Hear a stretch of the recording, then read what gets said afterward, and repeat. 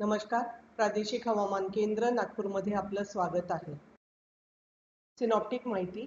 वातावरणाच्या खालच्या थरातील वाऱ्याची चक्रीय स्थिती नॉर्थ वेस्ट मध्य प्रदेशवर आहे आणि त्यातून निघणारी द्रोणिका रेषा वेस्ट बंगालपर्यंत जात आहे. यावर आधारित पुढील 3 दिवस हवामानाचा अंदाज असा आहे.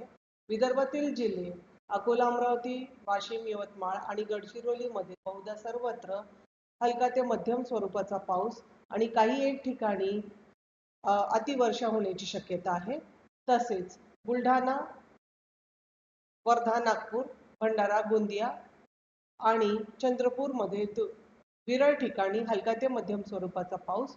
दिवस 2-7 जून विदर्भातील जिल्हे बुलढाणा, अकोला, वाशिम, यवतमाळ, वर्धा, चंद्रपूर, गडचिरोलीमध्ये बहुधा सर्वत्र हलका ते मध्यम पाऊस आणि अमरावती, नागपूर, भंडारा, गोंदियामध्ये विरळ ठिकाणी हलका ते मध्यम पाऊस.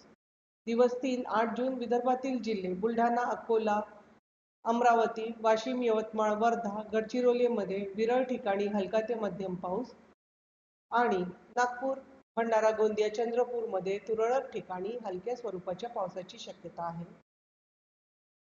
पुढील 3 दिवस हवामानाचा इशारा. दिवस 1-6 जून ते दिवस 3-8 जून विदर्भातील बहुधा सर्वत्र वीज, मेघगर्जना, सोसाट्याच्या वाऱ्याची शक्यता दर्शवली आहे. स्थानिक शहर हवामानाचा अंदाज. येणाऱ्या आठवड्यात विदर्भातील बहुतेक शहरांमध्ये वीज, मेघगर्जना आणि सोसाट्याच्या वाऱ्याची शक्यता आहे. प्रामुख्याने ढगाळ वातावरणाची सुद्धा शक्यता आहे. कमाल तापमान. विदर्भात पुढील 5 दिवस कमाल तापमानात फारसा मोठा बदल होणार नाही. अधिक माहितीसाठी तुम्ही आमचे RMC नागपूरची वेबसाईट तसेच social media platform Instagram, Twitter, Facebook, यूट्यूबला भेट देऊ शकता. धन्यवाद.